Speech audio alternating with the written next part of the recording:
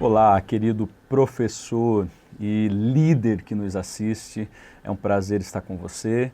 Eu sou o pastor Jason e nós estaremos gravando mais uma pré-aula da nossa escola bíblica. Hoje, a lição de número 11. Lição de número 11 é uma lição de extrema importância dentro do contexto tanto histórico, quando nós estaremos trabalhando algumas questões relacionadas à cultura de forma mais restrita propriamente aos sacerdotes. E aí, claro, no decorrer da nossa lição nós precisamos estar realizando as contextualizações, trazendo para a nossa atualidade, realizando algumas interpretações atuais, para que a nossa lição não se torne apenas uma lição histórica, ok? Lição de hoje, então, falando sobre o sacerdócio de Cristo e o Levítico. No site da Escola Bíblica, EB-Blumenau, você vai encontrar também a aula em PDF e em PowerPoint. Bom, essa nossa aula nós teremos aí 3 objetivos específicos. O primeiro objetivo será explicar o processo de escolha dos sacerdotes, como se deu, como se ocasionou a escolha dos sacerdotes. Posteriormente, nós estaremos falando sobre a vestimenta sacerdotal para o serviço, e esse tópico vai ser bem específico acerca da roupa do sacerdote. E por fim, nós vamos finalizar expondo acerca do sacerdócio de Cristo. Na verdade, aqui será um contraponto, onde nós estaremos contrastando o sacerdócio do Antigo Testamento com o sacerdócio do Novo Testamento. É uma lição com o foco principal dela recaindo sobre o sacerdócio ou sobre o sacerdote. E aí eu quero lembrá-lo aqui, professor. Ano passado, primeiro trimestre de 2018, nós trabalhamos sobre a supremacia de Cristo, a superioridade de Cristo. E dentro desta lição do ano passado, o primeiro trimestre, uma das lições ali inseridas trabalhou de forma específica também sobre a superioridade ou a supremacia de Cristo. Olá, querido professor e líder que nos assiste, é um prazer estar com você. Eu sou o pastor Jason e nós estaremos gravando mais uma pré-aula da nossa escola bíblica.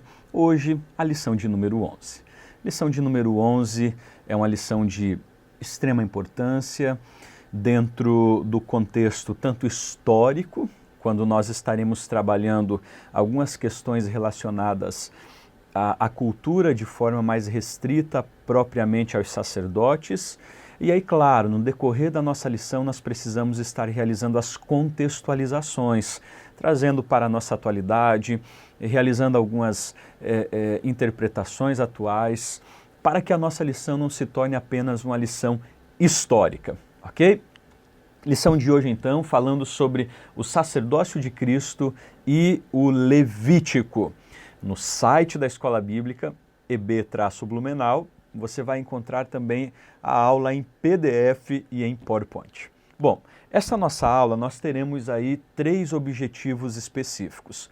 O primeiro objetivo será explicar o processo de escolha dos sacerdotes, como se deu, como se ocasionou a escolha dos sacerdotes.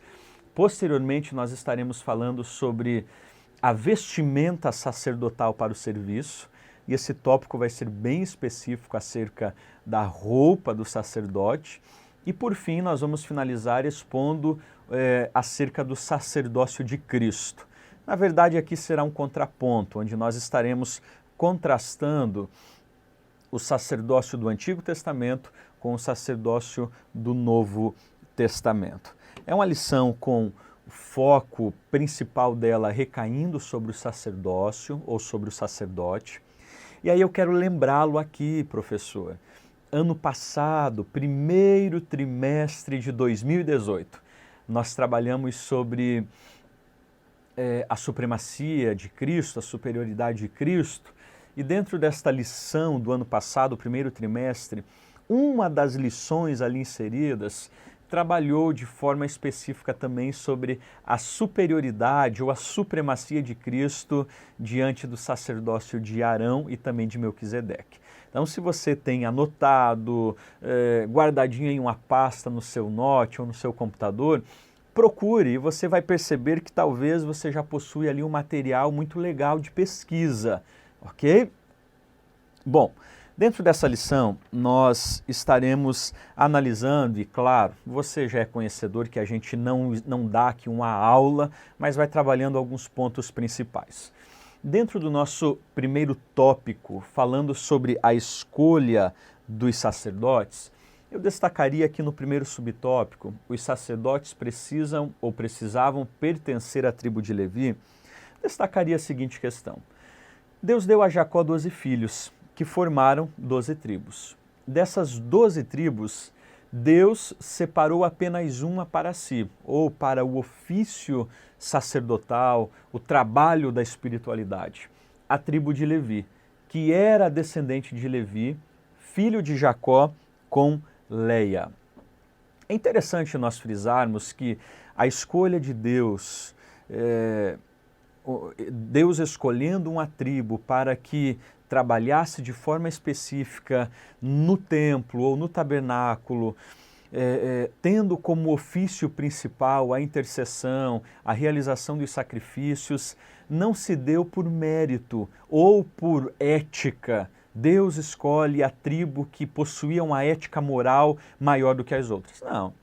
Inclusive, quando você vai olhar para a bênção que Jacó concede aos seus filhos, você percebe que Levi é um dos citados que colocou a mão na espada e matou, dizimou praticamente toda uma aldeia juntamente com seu irmão dentro daquele pecado com daquele relacionamento sexual que a sua irmã acabou realizando. Então veja, Deus não escolhe essa tribo simplesmente porque eram pessoas moralmente éticas ou espiritualmente melhores do que as demais. E aí a gente não entende qual é o meio de escolha de Deus, qual foi a maneira de Deus estar escolhendo. Fato é que ele escolhe a tribo de Levi para exercer a função sacerdotal, ok? E aí nós vamos perceber Êxodo 28:1, Números 3, 6 e 7, que era absolutamente restrito à função de sacerdote para a tribo de Levi. Nenhuma das outras tribos poderia, deveria e mesmo que desejasse teria acesso à função sacerdotal. Esta função, esta responsabilidade, esse trabalho vai ser específico à tribo de Levi. Aí o subtópico 2 da nossa lição vai falar sobre características especiais dos levitas. E aí há dois destaques aqui, duas palavrinhas, o chamamento e a unidade. A gente entende que tanto o chamamento ou a vocação e a unidade, elas provêm de Deus. É Deus quem realiza o chamamento e é em Deus que se encontra a unidade. Acho que duas coisas importantes você pode frisar dentro da sua classe. Primeiro, o chamado, o chamamento ou a escolha. Não foi Moisés quem deu a orientação a Deus para que ele separasse a tribo de Levi. É Deus quem orienta a Moisés declarando acerca da sua escolha. Esse é um primeiro ponto que você deve frisar dentro da sua classe, que a escolha, o chamado, a vocação para exercer o santo ministério no reino de Deus, ela não provém da terra, não é terreno, não provém de conselhos humanos, não provém de conselhos eclesiásticos. É justamente Deus quem chama, é Deus quem vocaciona, é Deus quem escolhe. Quando nós vamos ler a parábola da vinha, você encontra isso de forma muito clara. Quando o texto vai dizer que o dono de uma vinha sai pela manhã e ele que contrata as pessoas na praça da cidade para trabalharem na sua vinha, fazendo jus à referência de que Deus não concedeu a nenhum homem ou a uma instituição humana a responsabilidade de chamar e vocacionar pessoas, pois é Ele mesmo quem chama e é Ele mesmo quem capacita. Efésios 4:11. Quando Paulo, escrevendo aos cristãos de Éfeso, vai dizer que é Ele mesmo quem deu ou quem concedeu uns para apóstolos, outros para profetas, mestres, doutores e assim por diante.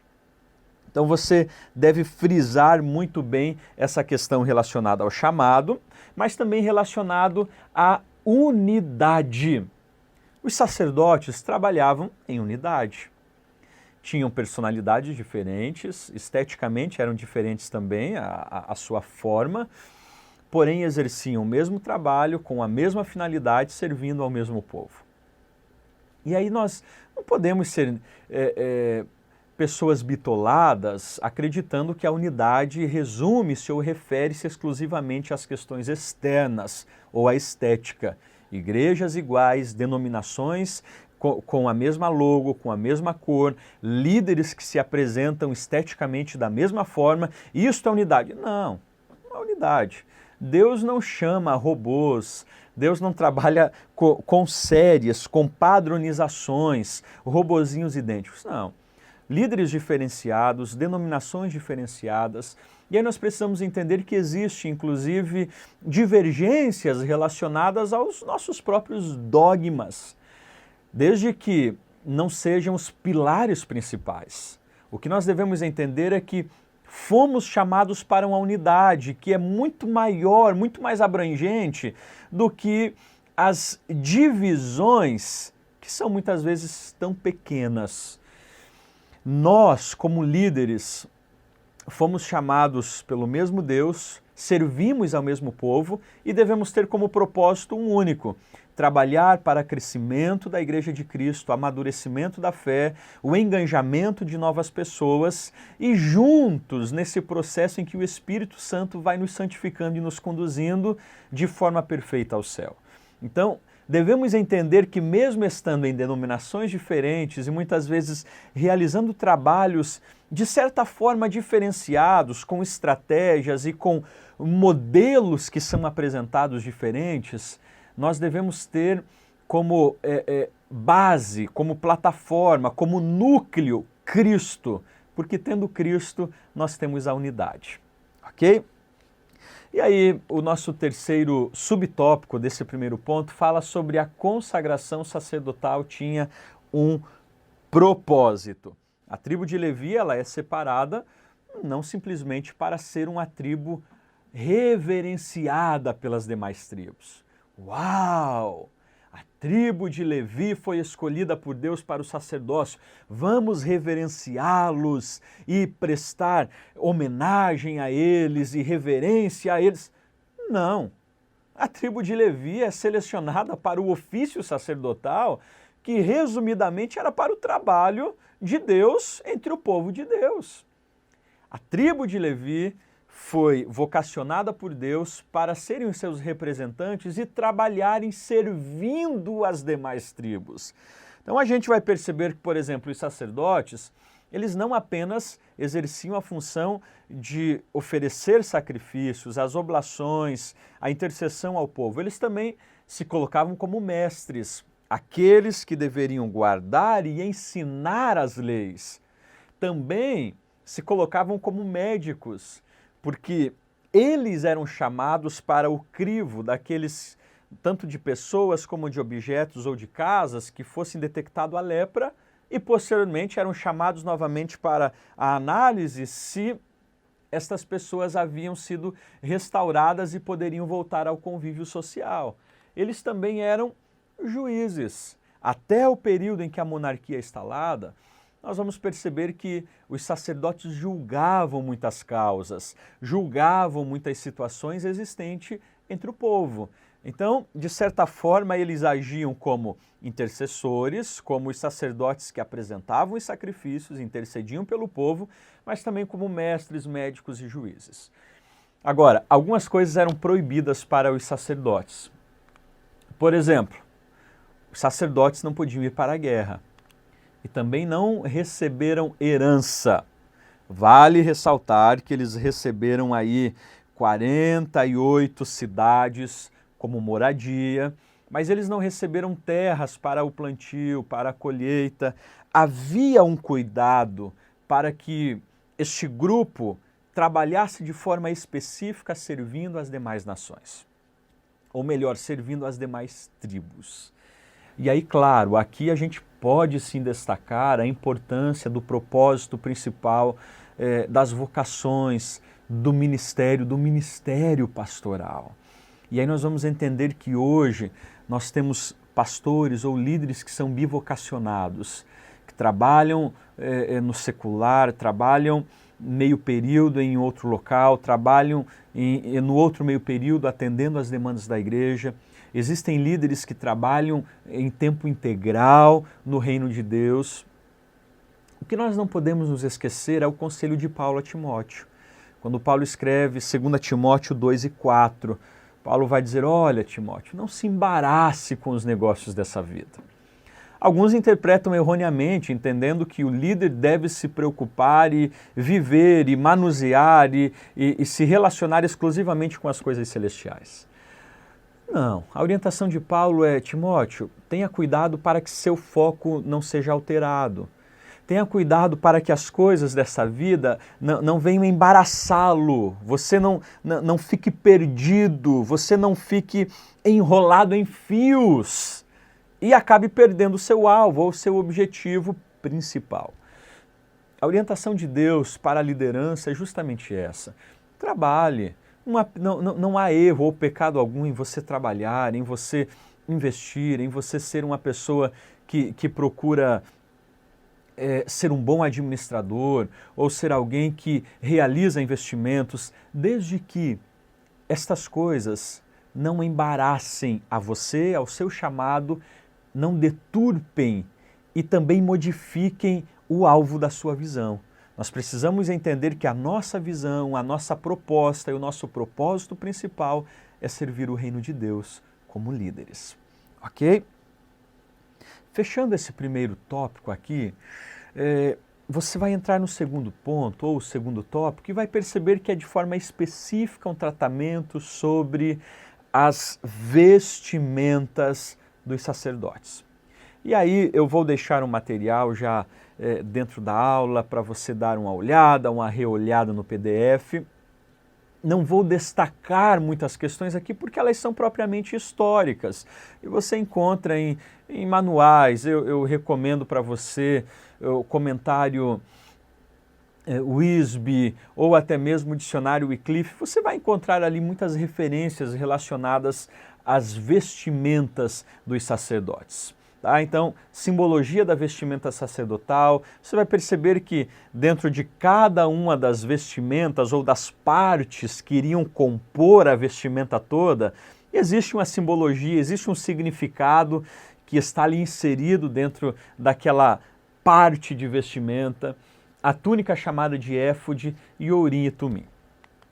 Então, o Wisby vai destacar pelo menos 7 partes que compunham a roupa do sacerdote. O calção, a túnica, a sobrepele, a estola, o cinto, o peitoral e, por fim, o turbante. A gente vai se deter especificamente dentro do peitoral e também do urim e tumim.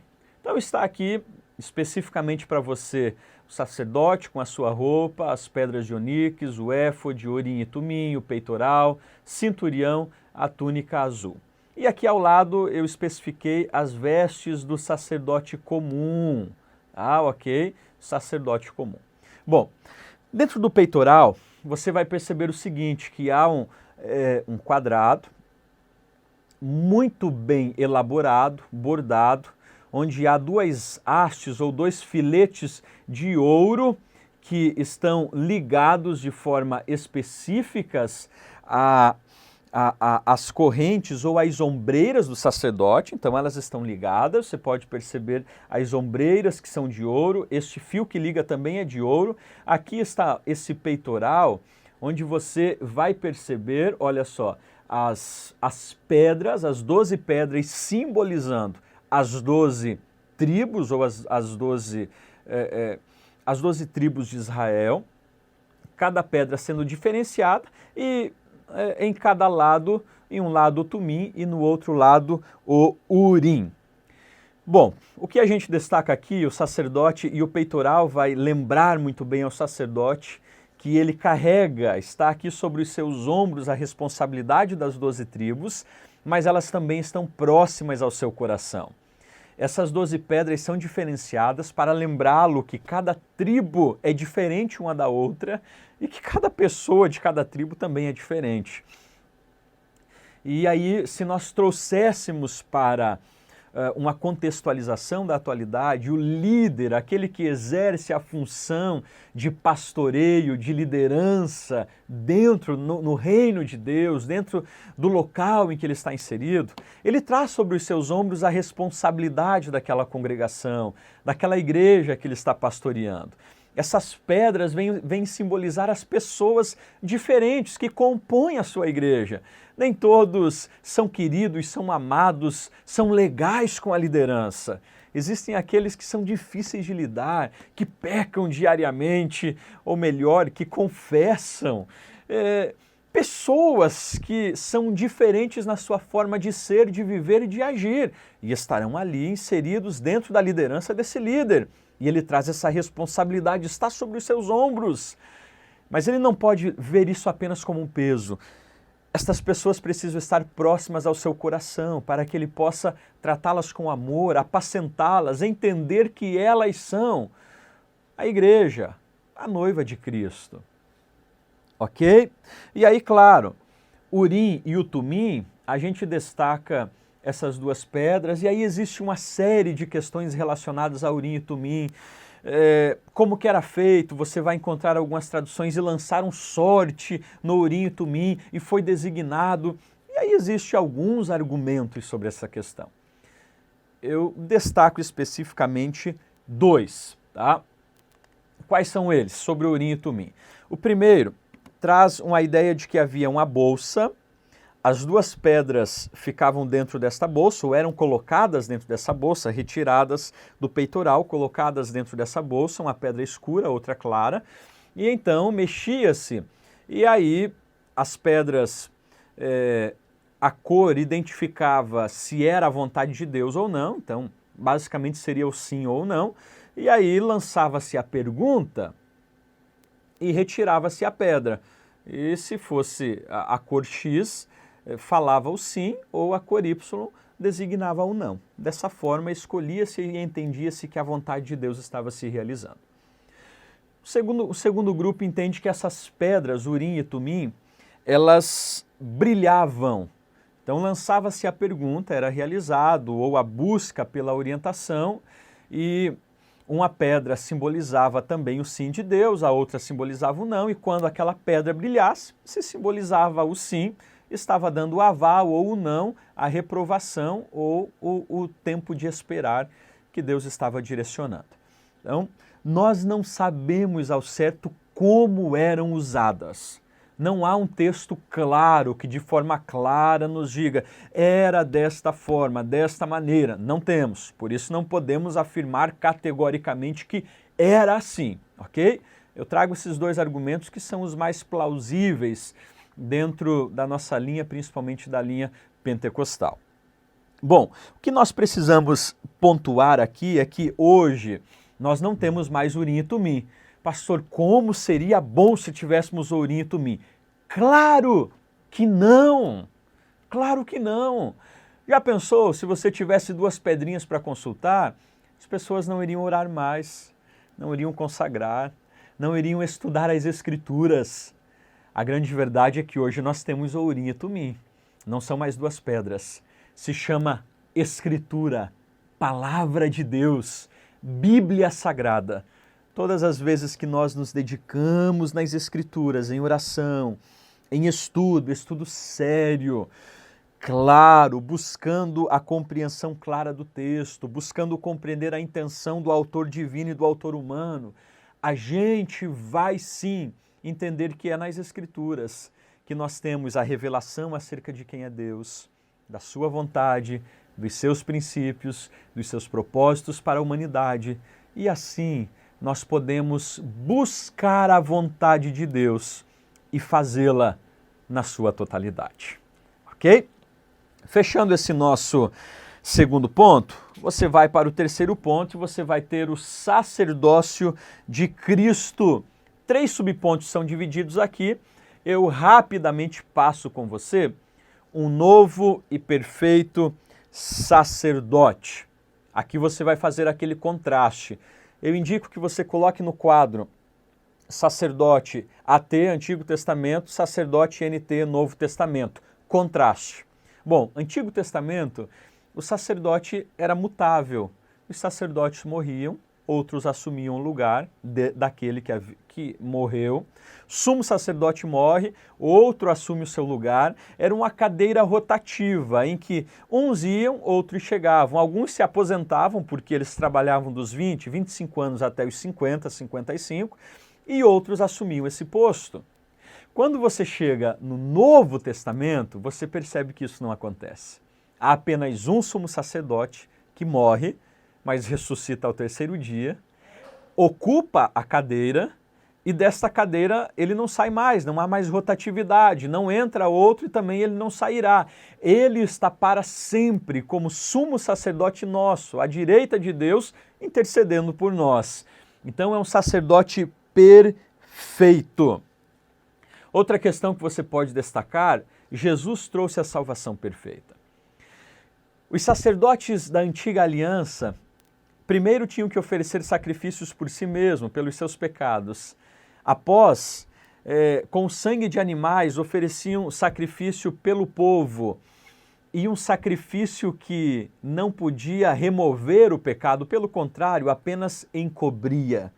Vem Cristo, não precisa mais oferecer sacrifício para si ou por si, porque ele é perfeito, sem pecado. Não oferece o sangue de animais, mas o seu próprio sangue como sacrifício perfeito. E algo importante, o seu sacrifício, ele não cobre pecados, mas ele remove o pecado da humanidade. Aí Paulo, escrevendo aos cristãos de Filipos, vai dizer que a cédula que de alguma maneira era contra nós nas ordenanças foi removida do nosso meio, apontando que o sacrifício de Cristo trouxe-nos a salvação perfeita. E o terceiro subtópico, falando sobre o mediador de uma nova ou de uma melhor aliança. A aliança do Antigo Testamento tinha como base sacerdotes humanos e bênçãos terrenas. A bênção da fertilidade do solo, da prosperidade da colheita, da proteção dos inimigos, o vencer nas guerras e batalhas. Quando chegamos no Novo Testamento, o nosso mediador é um sumo sacerdote eterno que está ao lado de Deus, não é humano. As bênçãos, elas não são expressamente ou unicamente terrenas. As bênçãos são celestiais. Nós recebemos essas bênçãos mediante o crer em Cristo Jesus. Antigo Testamento, eles eram abençoados nessa antiga aliança de acordo com a sua obediência. Novo Testamento, é necessária obediência, sim, mas a maior bênção, que é a salvação, ela é advinda, não por causa do que nós realizamos, mas pelo que Cristo realizou na cruz do Calvário. Por causa da sua obediência perfeita, as bênçãos celestiais nos alcançam, nós desfrutamos elas no aqui e no agora, mas também as desfrutaremos de forma plena na eternidade. É por isso que Jesus Cristo, como mediador, é perfeito de uma aliança melhor e perfeita. E eu concluo e deixo aí como uma sugestão para que você conclua fazendo esta separação entre antiga aliança e nova aliança. Na antiga aliança, os sacrifícios eram repetidos, anuais ou mensalmente. Nova aliança, um único sacrifício, realizado uma única vez. Antiga aliança, o sangue de animais, de touros, de bezerros. Nova aliança, o próprio sangue do sumo sacerdote Jesus Cristo. Antiga aliança, pecados eram cobertos. Nova aliança, pecados aniquilados, pecados removidos. Antiga aliança, apenas com Israel. Nova aliança, por todos os pecadores. Antiga aliança, um sumo sacerdote deixa o Santo dos Santos. Lembra? O sumo sacerdote entrava uma vez ao ano no Santo dos Santos e posteriormente precisava deixar este local. Nova aliança, o nosso sumo sacerdote entrou no Santo dos Santos, no céu, e ali está para sempre. Na antiga aliança, o sumo sacerdote saía para abençoar o povo. E aí, professor, na nova aliança, o sumo sacerdote virá não apenas para abençoar, mas para resgatar o seu povo e levar para si. Querido, não deixe nesta lição que ela se torne apenas uma lição histórica ou teórica. Faça esses contrapontos atuais, contemporâneos, contextualizando, porque senão você ficará apenas com a lição baseada em questões históricas. E talvez, no término da sua aula, o aluno perguntará, e aí, o que essa lição tem a ver comigo, com a gente? O que podemos aplicar na nossa vida? Então faça isso, faça as interpretações históricas, mas também se preocupe em realizar as aplicações contextuais desta lição, ok? Espero que esta lição tenha aí servido de bênção na sua vida e enriquecedora da sua aula. Que Deus te abençoe em Cristo Jesus.